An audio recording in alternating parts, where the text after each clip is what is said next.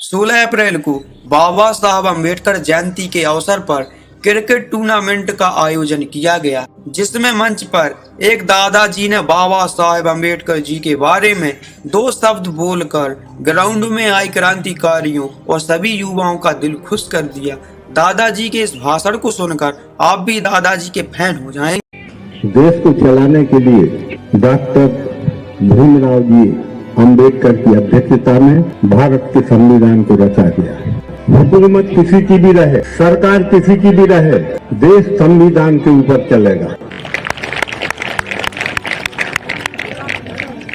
हुकूमत करने वाला कोई हो, देश के लिए डॉक्टर साहब ने जो विधान रच दिया है, जो उसमें सारी सुविधाएं निहित है। जरूरत है आपके हमारे जागरूक होने की। कमी इस बात की है, एक नागरिक के लिए क्या अधिकार है, जब तक आपने संविधान की वह किताब नहीं पढ़ी, हम समझते हैं कि आपने अपने अधिकारों का ज्ञान नहीं लगाया। और जो लोग अपने अधिकार से वंचित हैं, उसका मूल कारण है अज्ञानता। अगर आपने अधिकार पाने के लिए ज्ञान अर्जित नहीं किया, तो कई पीढ़ियों से आप शिकार होते आए हैं और पीढ़ियों तक शिकार होते जाएंगे। जरूरत है आपकी सार्थकता कि जो उन्होंने संविधान लिखा है उसके लिए पढ़िए, उसका अवलोकन करिए। और दूसरी बात यह है कि अगर हम मनुष्य रूप में अवतरित हुए हैं, तो हम नीति पर चले, हम उस विचारधारा पर चले। कुछ संगत में पढ़कर किसी चीज का नाजायज फायदा ना उठाएं या किसी के कहने में किसी के लिए झूठा ना फंसाएं।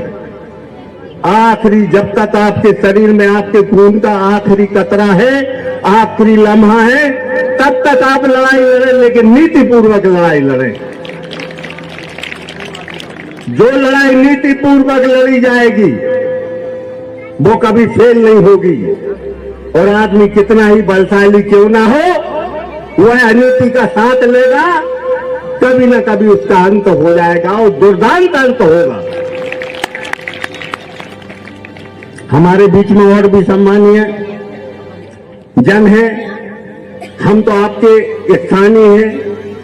अगर हम जो भी चुनाव लड़े उसमें आप लोगों का बहुत महत्वपूर्ण योगदान रहा। मैं सदैव आप लोगों का ऋणी रहूंगा, इस बात को झुठलाया नहीं जा सकता।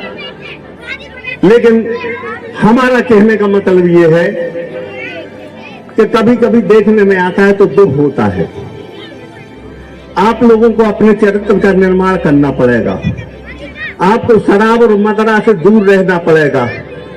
आप अगर नशे की हालत में अच्छी भी बात कह रहे हो तो वह मान्य नहीं होती।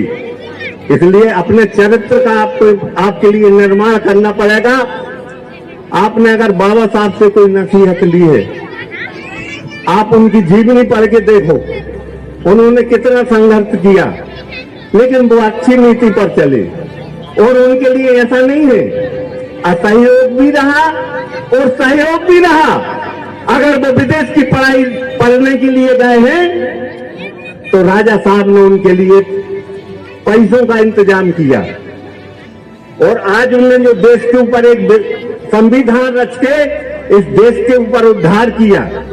हमारा आप लोगों से यही गुजारिश है कि आपकी लड़ाई वाजिब तभी है जब आपको अपने अधिकार का ज्ञान होगा। आपको अपने अधिकार का ज्ञान होगा, कोई माई का लाल आपके ऊपर हाथ नहीं उठा पाएगा, कोई अधिकार नहीं छीन पाएगा। अब हमें ज्ञान ही नहीं है कि सागर उस दिशा में है कि सागर इस दिशा में है। अगर हम छतरपुर वाली बस में बैठ जाएंगे तो सागर नहीं पहुंच पाएंगे। इसलिए हमें दिशा तय करना पड़ेगी अपनी जिंदगी की। और आपने दिशा तय कर ली, आपका और सबका जीवन बढ़िया है, भविष्य आपका बढ़िया है। और जो आयोजक बंधु हैं, मैं उन्हें बहुत बहुत साधुवाद देना चाहूंगा कि उन्होंने एक अच्छे कार्यक्रम का आयोजन किया। भीड़ जरूर आपकी कम है आज। जिस उत्साह के साथ में उनने यह आयोजन किया है और बाहर से अतिथियों के लिए बुलाया है आग्रह करके, उस अनुपात में हम कम जुड़े हैं। हम इस बात का भी ख्याल करें कि जब कोई, देखो परम सौभाग्य की बात है कि नवनियुक्त डॉक्टर राजेश जी जैन उन्होंने हमसे परसों कह दिया था कि चाचा बहुत बड़ा कार्यक्रम है, उपस्थिति जरूर आपकी कम है, ये इस बात का भी ख्याल करो कि जब कोई इतना आगे आके उत्साहपूर्वक कार्यक्रम करता है तो हमें भी जिम्मेदारी से आना चाहिए। आप सबके लिए बहुत बहुत धन्यवाद। हमें आपने आमंत्रित किया, हम सदैव आपके ऋणी हैं। धन्यवाद।